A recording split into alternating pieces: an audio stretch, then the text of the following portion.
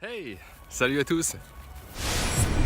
Alors bienvenue dans ce petit cadre champêtre très sympathique, pas loin de chez moi, où j'ai décidé de partager avec vous une astuce sur comment avoir 2 passeports valables en même temps. Est-ce qu'il y en a parmi vous qui ont déjà gardé leurs anciens passeports quand ils étaient tout gamins? Moi par exemple je suis retombé dessus, j'ai les passeports quand j'avais 10 ans ou peut-être je crois un petit peu moins. Je les avais tous gardés puisque avant la loi sur les passeports biométriques, eh bien on pouvait garder son passeport.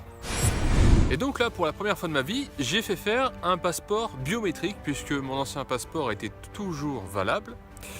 Et donc il fallait effectivement normalement rendre son passeport puisqu'on n'a pas le droit de le garder. Donc ça c'était l'ancien.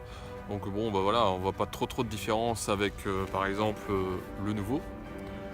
Sauf que dedans il y a une puce, il y a un système qui vous dit voilà en gros votre passeport est biométrique et c'est ce genre de passeport que vous pouvez utiliser par exemple en passant dans les portes automatiques à l'aéroport où vous devez le plaquer sur une plaque en verre, mettre vos empreintes digitales etc. et vous passez automatiquement la douane. Pour ceux qui ne connaissent pas, et bien si vous le faites refaire ça sera obligatoirement un biométrique et puis donc vous pouvez garder l'ancien. Alors comment j'ai fait?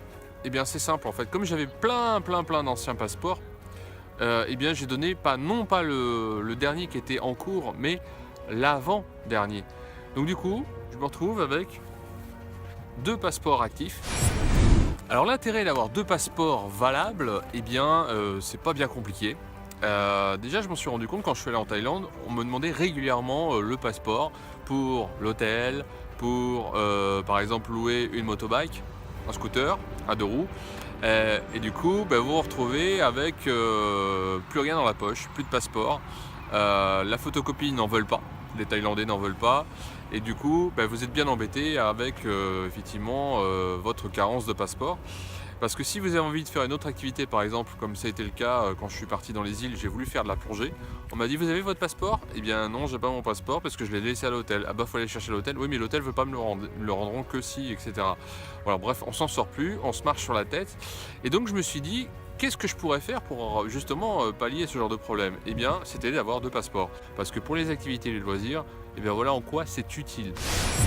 Alors autre petite astuce, si vous partez donc à l'étranger avec votre passeport biométrique, c'est qu'on vous remet cette petite feuille, donc il y a des informations dessus, il y a la puce donc contient le passeport biométrique, il y a aussi votre photo, les informations de l'état civil, et il faut absolument la séparer de l'endroit où vous mettez votre passeport biométrique, c'est-à-dire que par exemple vous le transportez dans une petite sacoche, votre passeport biométrique, et bien la feuille vous la mettez dans un sac à dos, ou bien tout simplement, pour être plus sûr, dans le coffre de l'hôtel, comme ça vous êtes sûr que eh bien, si vous perdez votre passeport biométrique, vous allez avec cette petite feuille que je vous ai montrée donc à l'ambassade française du pays dans lequel vous êtes et ils vous refont rapidement le passeport.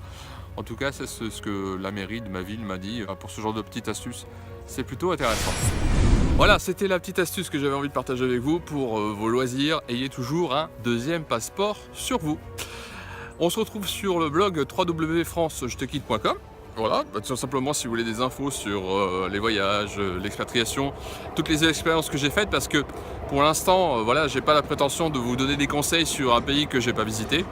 Voilà, donc ce sera uniquement sur ce que j'ai fait.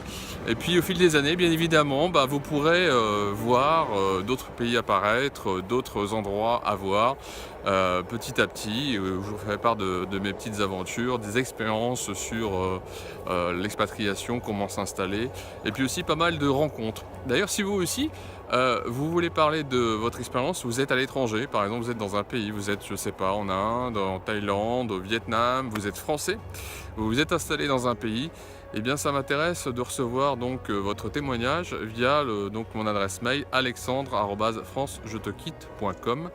Vous pouvez m'écrire dessus et puis parlez-moi un petit peu de votre aventure professionnelle, personnelle.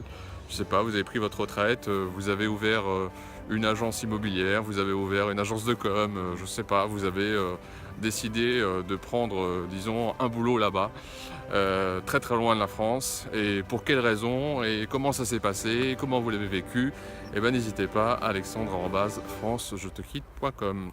Je vous fais tout plein de gros bisous, et puis surtout, éclatez-vous bien quand vous partez en voyage, soyez prudents, et à très bientôt.